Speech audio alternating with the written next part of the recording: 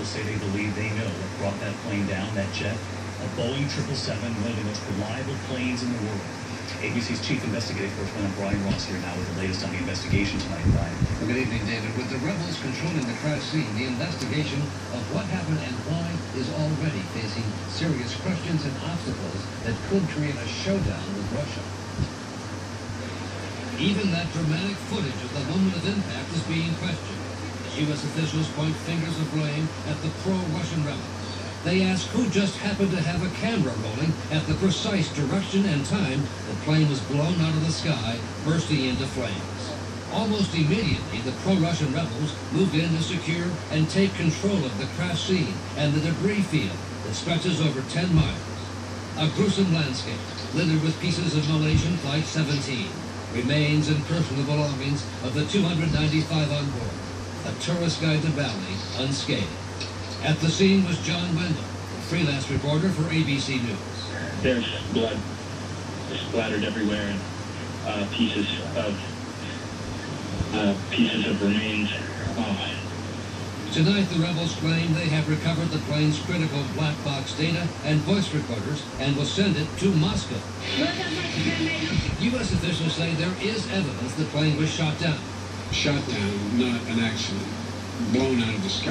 Hours after the crash, the Ukrainian government posted what were described as audio intercepts of the rebels, first reporting that a military plane had been shot down. Then, a short while later, one of the purported militants says it was a civilian plane, spouting profanities as he describes the bodies and belongings, saying there was no sign at all that it was a military plane. U.S. officials say the working theory is that an older model Russian-made surface-to-air missile was fired at the Malaysian jet by rebels who thought they had targeted a Ukrainian military aircraft. In fact, in the last 4 days, the rebels had shot down 2 Ukrainian military aircraft.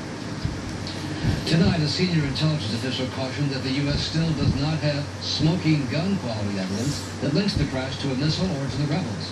It might turn out that way, the official said, but we can't prove it yet. And, of course, there's always the question of terrorism in a case like this. So far, no indication of that. No indication. But, Brian, I wanted to go back to something you and I were talking about earlier. There have been restrictions on airspace not far from there.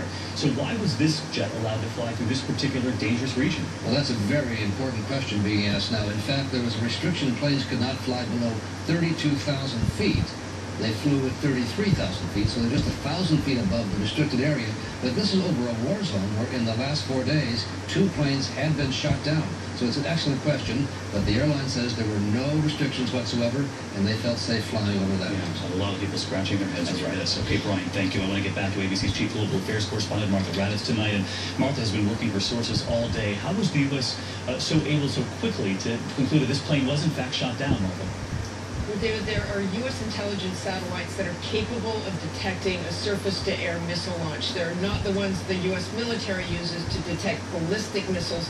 The military satellites are designed to look for a length of burn time and lateral movements. The U.S. could have used a combination to determine a missile launch. These satellites, along with the multitude of radar platforms in Europe, ground-based and airborne, would have easily spotted a surface-to-air missile launch.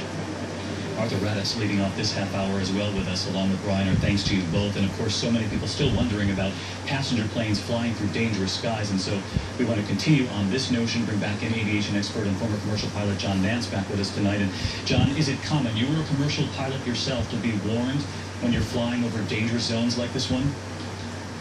Only to a certain extent when you're not in the military, and the airlines really have a responsibility to look out for themselves on this. But the question is, why did the European agency that issued the clearance permit them to go over this war zone? I think there was a gross insufficiency of understanding of how hot that zone was. Yeah, a big part of this story tonight. And in the meantime, I wanted to ask you about what the pilot might have been